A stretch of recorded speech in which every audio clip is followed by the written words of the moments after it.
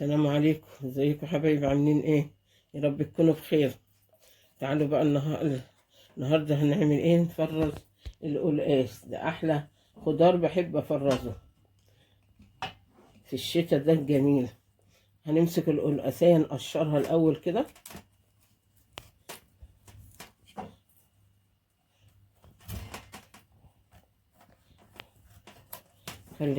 خلي بالك من ايدك عشان هو جامد، لا تتعوري. نقشرها كلها كده. انا جايبه قلقاستين، القلقاسية حوالي كيلو شويه او كيلو وربع، بحيث تبقى ايه طبخه واحده. لما تجيبي القلقاس نقي الواحده على قد الطبخه، عشان ما تكونش واحده بتستوي بسرعه وواحده لا. احسن ان هي تبقى على قد ما انت عايزه كيلو، نص كيلو، كيلو الا ربع، على قد ما هتطبخي. احنا فرزنا قبل كده الخضره بتاعته وشلناها في علبه، بحيث ان انا يا دوبك بحط القلقاس في الشوربه يستوي، اروح حاطه له حته من الخضره. مسهل عليا، ده اسهل خضار تعمليه. هو صحيح ياخد غلبة في تنظيفه وتقطيعه، لكن بعد كده بيبقى سهل.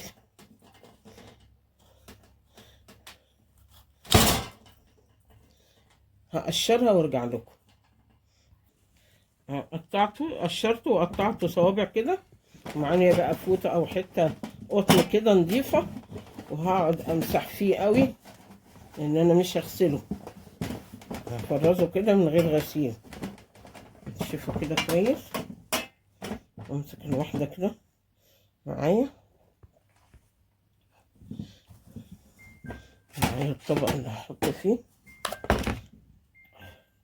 واقطع بقى ايه كده مكعبات، الحجم اللي انت عايزاه.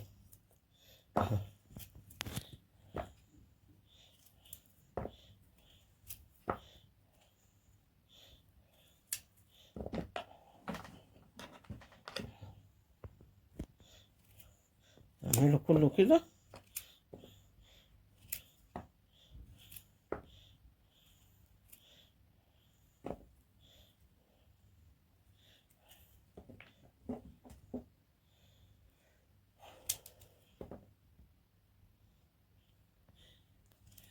اكلم قطعته بقى كده، اجيب ليمونه واعصرها عليه.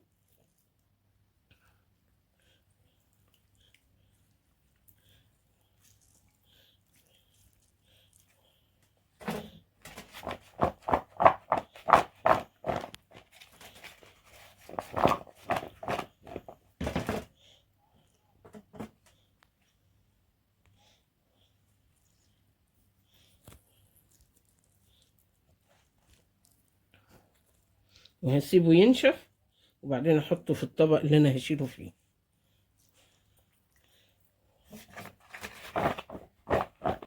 فرز بقى كرومبة.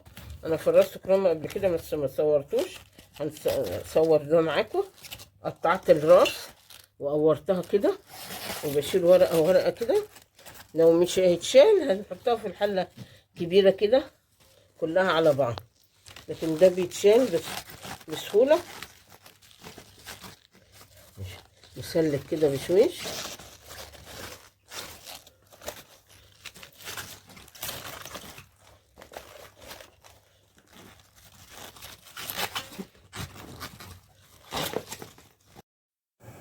بصوا دي الحله اهي، هي بس عشان كانت بتغلي وكده.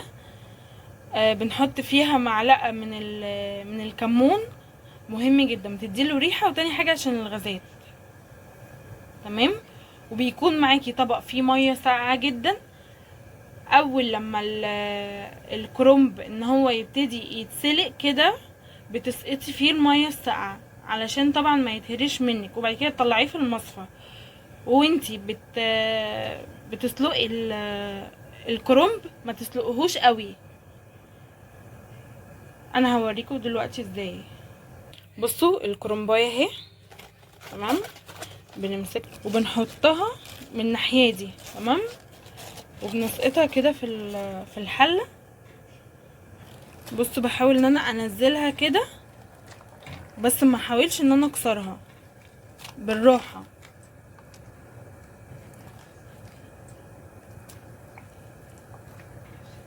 واسيبها شوية بقى في المية، ممكن احط واحدة تانية جنبيها واقلبها، يعني بتاع مثلا 5 دقايق واقلبها على الناحية التانية. بصوا اهي مش بسلقها قوي، وادي المية اهي، وبطلع هنا كده، وادي اهي التانية زي ما انتوا شايفين كده. وادي المية قدامكم اهي بتغلي، اسقط بقى على طول بعديها. واهم حاجة المية تكون بتغلي، والمية دي تكون ساقعة.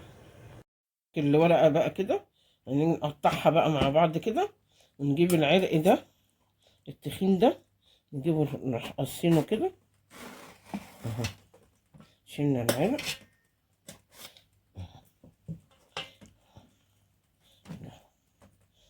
معايا ورق الكرنب كده بتنيه كده، واروح مقطعه بقى كده اهو.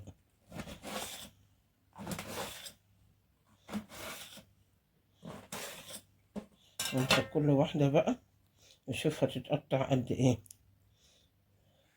لو مناسبة خلاص بسيبها. دي حتة واحدة اهو. اقطع كده، اقطع كده، واحطهم في مصفى. انا عملت شوية بحطهم بقى في مصفى كده عشان يصفي ميته قبل ما اشيله.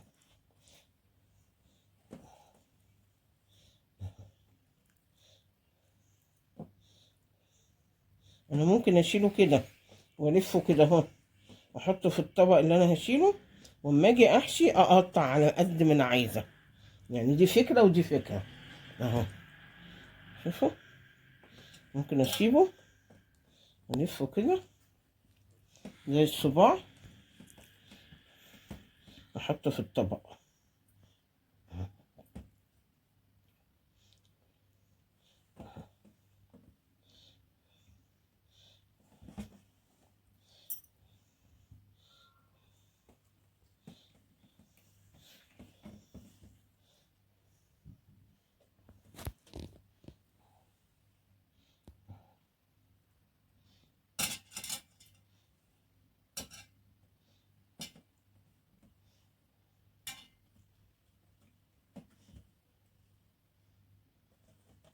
يعني في طريقه ودي طريقه اهو. دي هفتحها كده، هفتحها كده اهو، هتحط كده.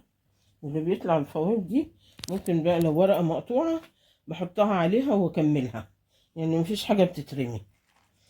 من ورقه كمان معاكم. الاخضر ده بيبقى زي العسل برضو، ما بيترميش. مش الاخضر قوي، لا، الراجل منضفها لي وشايل لي الاخضر اللي هو ملوش لازمه اللي في الاول مع الراس اهو. نشيله كده، وممكن اقطع وهي كده على طول، اعمله كده اهو.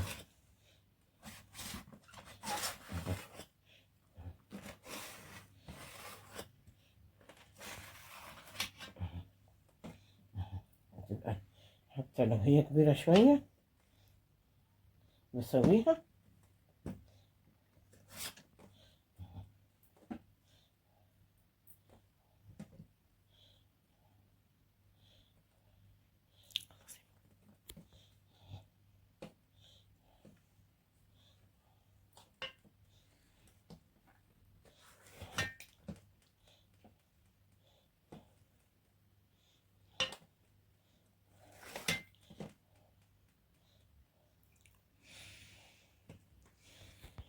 فرزنا اهو الكرنب، قطعناه بعد ما سلقناه وحطيناه في اطباق. الكرنبايه جت في طبقين، وادي القلقاس عملته امبارح وشيلته فرزته اهو. كل قلقاسايه في طبق عشان تبقى سوا واحد اهو.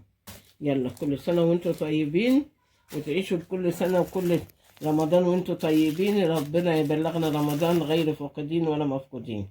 واشوفكم تاني ان شاء الله فيديو جديد. السلام عليكم ورحمة الله وبركاته.